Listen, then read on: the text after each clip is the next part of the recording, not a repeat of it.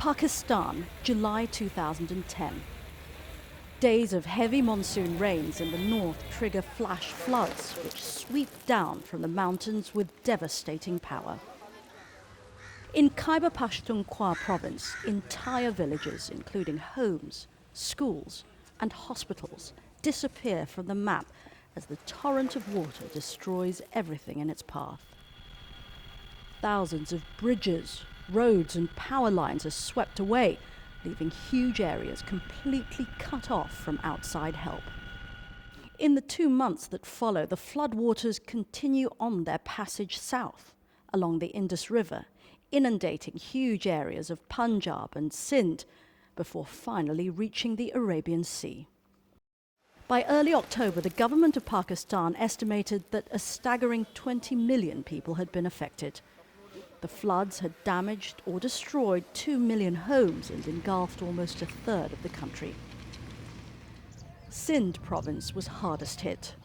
Hundreds of thousands of people were forced to flee their homes with whatever belongings they could carry, sheltering on higher ground or seeking refuge in temporary camps. My house is finished, my money is lost, my 2 babies are dead. Delivering life-saving aid to the millions of displaced people has been a major challenge. Continuous rains and broken infrastructure prevented access to the hardest hit areas.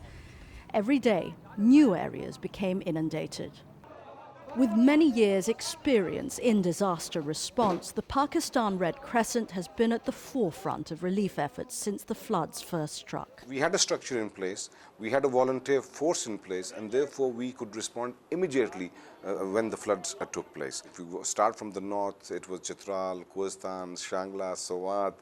All these places were badly affected, but our presence was there in all these places. Similarly, as we moved down into Punjab, into Balochistan, into Sindh, we were there.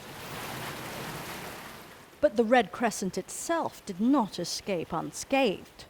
Valuable stocks of emergency supplies positioned for just such an emergency were submerged under 15 feet of water when the floods swamped their regional warehouse in Nowshera. It makes me sad. The idea of pre-positioning stock is to allow us to move quickly with the distributions of relief items, and this is back to square one, so to speak. The floods left almost 7 million people undernourished. The humanitarian priorities have been focused on the delivery of life-saving aid in the form of food, clean water, medical care and shelter. Despite the obstacles, by the end of September, Pakistan Red Crescent food distribution, supported by partners in the International Red Cross and Red Crescent movement, had reached over 1 million people.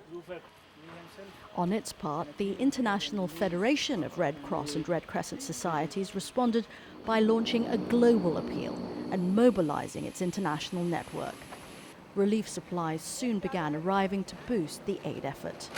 In terms of destruction of property, in terms of destruction of what people have, what people can live on, this is immense.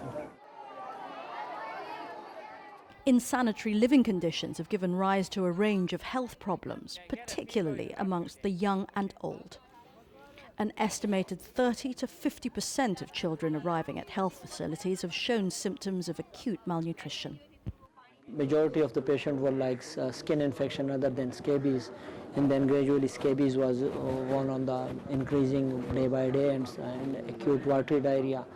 And in children, respiratory tract infection, mostly these are the complaints, and these are the top 4 diseases we are really dealing. There is a gradual, like sometimes scabies is on top, sometimes skin infections, and sometimes diarrhea. The 32 mobile health teams deployed by the Pakistan Red Crescent have been operating in some of the worst affected areas. These teams have played a vital role in preventing outbreaks of waterborne diseases. A lot of these people belong to the abject poverty group. They live off the land. They have the land where they sow their food. They have a shelter. They have a goat or a buffalo.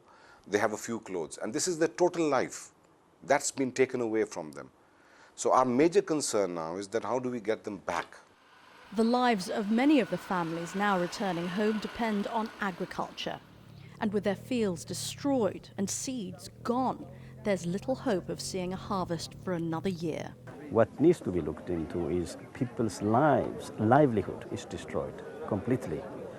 And it takes a long time to rebuild, but it has to start now, because if we don't start now, health emergencies will come back, malnutrition will come back, and resilience would completely be demolished.